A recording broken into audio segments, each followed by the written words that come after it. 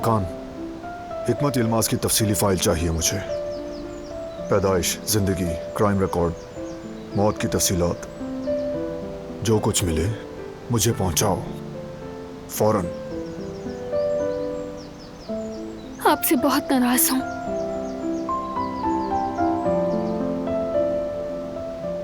यहां तक कि मेरा दिल टूटा है। समझने की कोशिश कर रही हूं, लेकिन कुछ समझ नहीं आ रहा। क्योंकि वजह चाहे जो भी हो, एक बच्ची को अपनी मां से जुदा करना या किसी और के रहमो करम पे छोड़ देना, मैं ये कबूल नहीं कर पा रही।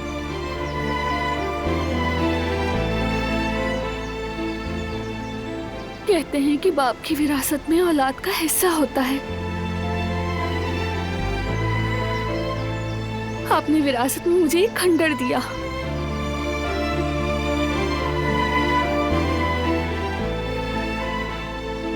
मेरी जिंदगी को अंधेरे में डुबो दिया आपने।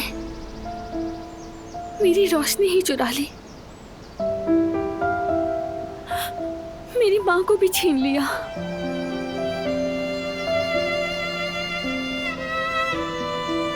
लेकिन दोबारा अगर कभी वो सितारा चमका, अगर सूरज दोबारा निकला तो शायद समझ सकूं और फिर शायद मैं आपको माफ भी कर सकूं।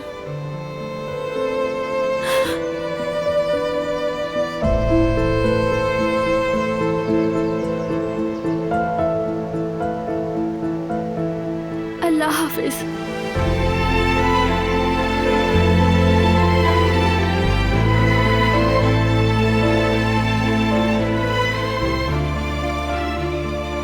बाबा,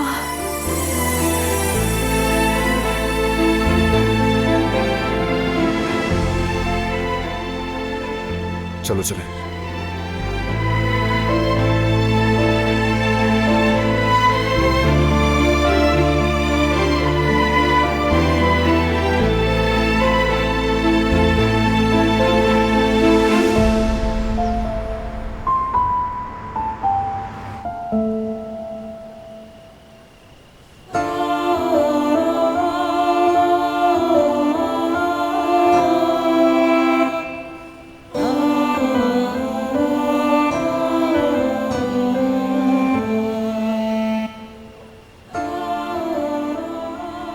क्या हुआ?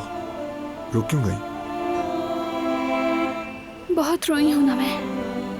मेरी आंखें सूज गई होंगी। कहीं घर वाले कोई उल्टा मतलब ना ले लें।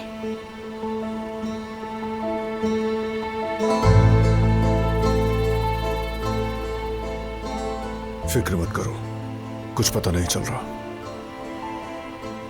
मेरा सब कुछ तुम हो।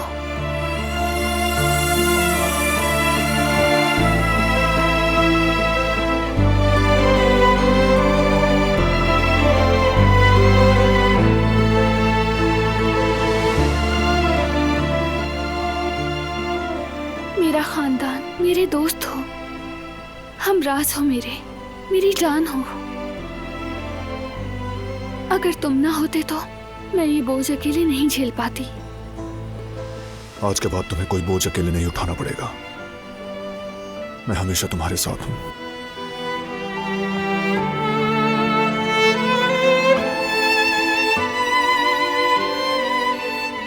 चलो अब अंदर चलो, ठंड लग जाएगी। मैं जरा गुल से मिल लूं। अपनी परेशानियों में उसका तो ख्याल ही नहीं रहा। फिक्र हो रही है। ठीक है।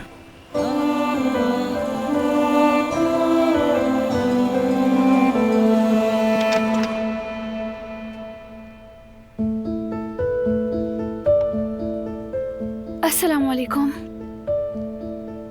वालेकुम अस्सलाम भाभी। वालेकुम अस्सलाम। हम बात नहीं कर सके गुल। कैसी हो? सब ठीक है ना? मैं बिल्कुल ठीक हूँ। वो लोग कल रिश्ता लेने आ रहे हैं, उसी की तैयारी कर रही हूँ। वाकई कि तुम शादी के लिए तैयार हो? तैयार है बेटी। जबान से निकली बात वापस नहीं ली जाती। कल वो रिश्ता मांगने आएंगे। चलो बेटा, कहीं हसन आगा की चाय ठंडी ना हो जाए।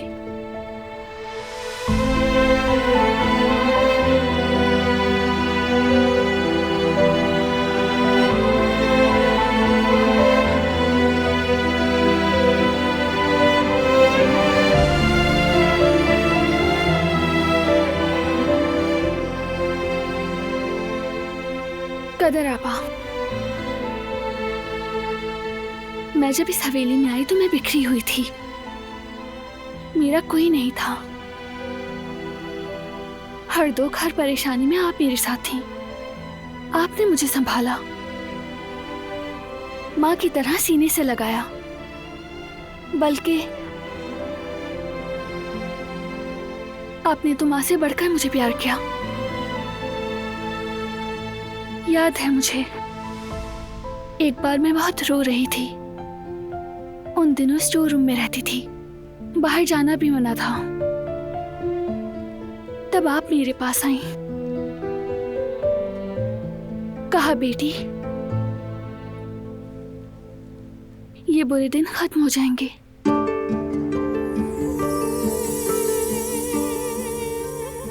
देखें, आपके दिल में एक दरवाजा है जो चाबी का मुंतजिर है। जब वो चाबी मिल जाएगी तब ये सारे दुख खत्म हो जाएंगे। मुझे भी वो चाबी मिल गई है कदर आपा। मैं उस दहलीज से गुजर चुकी। अब तो सारी दुनिया मेरे लिए जन्नत बन गई है। लेकिन अब गुल की बारी है। चाबी उसके हाथ में है, वो भी सही दरवाजा खोलने की कोशिश कर रही है। जैसे आप मेरा सहारा बनी थी, उसका भी बने आपा।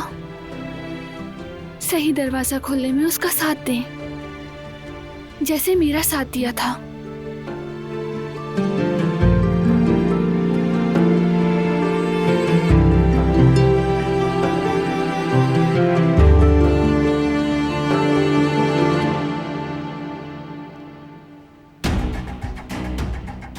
हाँ तो बेटा, सबिया साहिबा की तरफ से तुम्हें ऐसा पास मिला है कि बस अब गोल करो और अब कोई रोकने वाला नहीं है तुम्हें।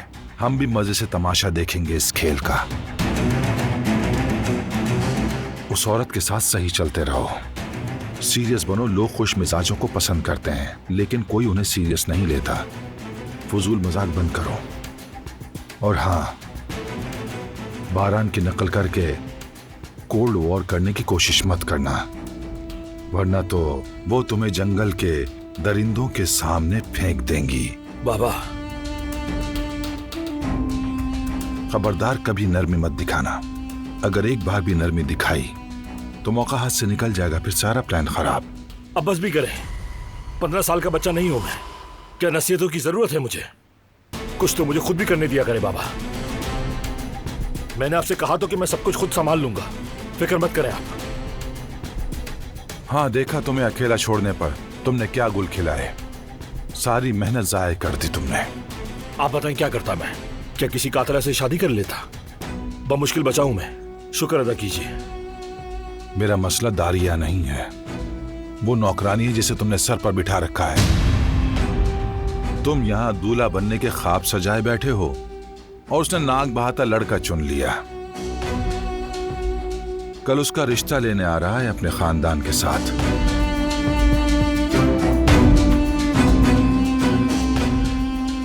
अरे गुल साहिबा, मुबारक हो आपको। सुना है कल तुम्हारा रिश्ता लेकर आ रहे हैं।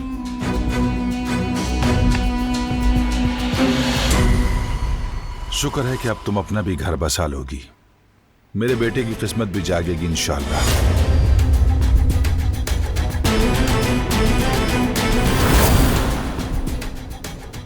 मैं नहीं पीऊंगा।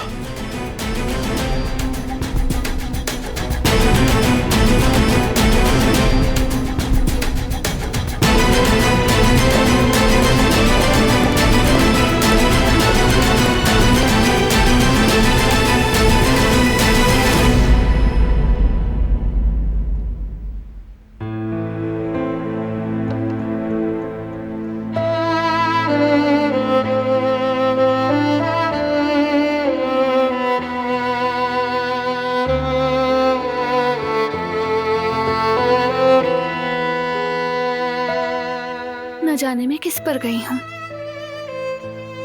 अपनी माँ पर या अपने बाबा पर। मैं हमेशा सोचती थी मसलन मेरा भाई बाबा पर गया है और जमरुद अम्मी पर। मैं खुद को किसी से नहीं मिला सकती थी, तो उसकी वजह ये थी क्योंकि मैं उनकी औलाद जो नहीं थी।